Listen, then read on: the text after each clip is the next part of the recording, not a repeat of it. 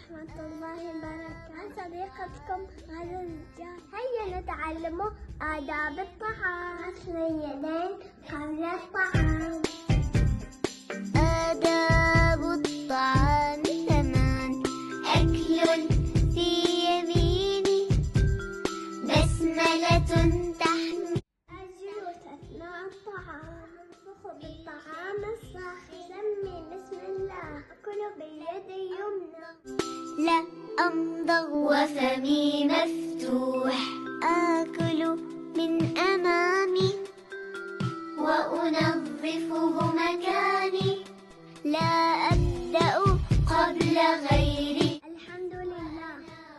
رسول الله صلى الله عليه وسلم. بسم الله. كل بيمينك كل ما يليك.